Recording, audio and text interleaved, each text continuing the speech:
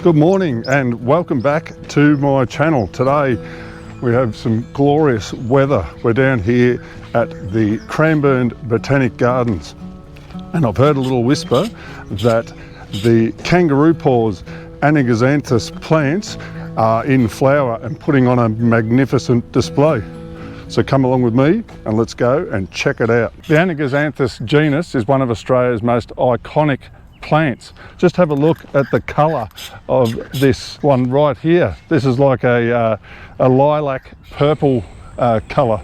Absolutely amazing. Now let's take a closer look at where these plants come from. We'll even talk a little bit about how you yourself can grow them at home. Now they come from the southwest of Western Australia, where they grow in open, very sunny, quite harsh conditions. This creek bed garden area here in the Botanic Gardens has been made to mimic and replicate the perfect conditions for these plants to thrive in. Now there's roughly 11 species in the genus of anaxanthus. There is a ton of hybrids that have been created these days, from little dwarf plants to large big red and yellow forms like this one here. The larger forms like the big red and yellows are really tough and quite drought tolerant. Now kangaroo paws grow from underground rhizomes, which is a spreading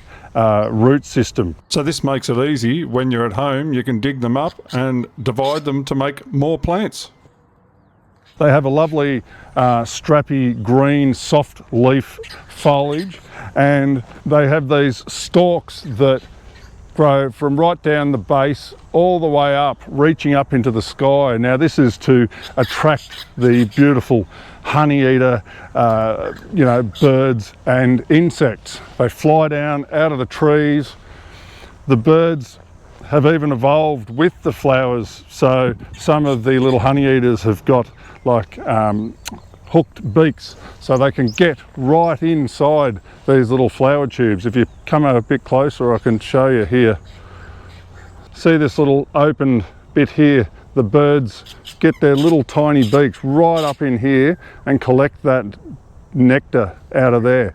And the insects absolutely love these flowers as well. I just was watching some European honeybees having a good feed before, and I've also seen some nice butterflies in here. What's your name? Daniel. Daniel, I'm David. Nice to meet you, David. You're on Binchy's garden. Oh, It's a nice looking camera you got there, mate. Yeah, thank you. Yeah. So you were saying there's a couple of bandicoots up here. Yeah, just up here at the turn to the left.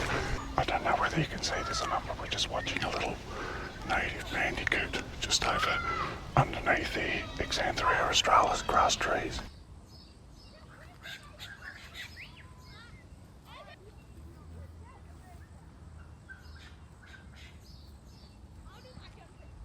So you'll notice it's not just the kangaroo paws that are planted in this area. We have a range of different plant species and genera, such as this billy buttons here. Now the reason why species like this are planted in here mixed with the kangaroo paws and that sort of thing, it's to create a wider range of diversity to attract different insects, different bird species. Every plant has its own purpose and function in bringing in different varieties of wildlife. So that's why it's good to have a good plant mix, not just the one species. All right, so kangaroo paws are relatively easy to grow at home as long as they're planted in a well free draining soil. You should be right. I like to put them on a raised, mounded up garden bed, so they've got really nice drainage. They like a sandy loam type soil. Do not ever plant them in a wet area because they end up getting a black fungal disease. The roots will rot off and your plant will die. Always make sure that they're in a well-drained, open, sunny position when planted. Just watching some yellow-tailed black cockatoos that have just turned up, just up in this eucalypt here.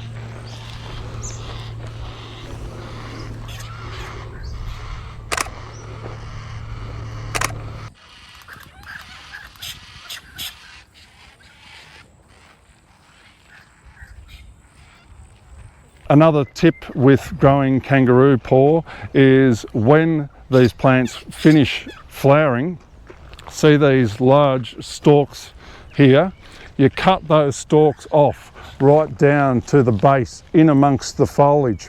So just cut them right off.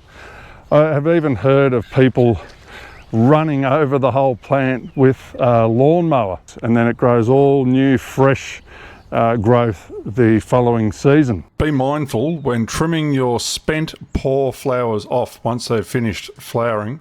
They have tiny little fiberglass like fibres that they can get in your eyes, in your throat, and if they're touched on your skin, they can cause nasty irritations. So kangaroo paws overall are a wonderful choice for any Australian native garden. They even grow them for the cut flowers around other parts of the world. I hope you've enjoyed my visit to the Cranbourne Botanic Gardens here today.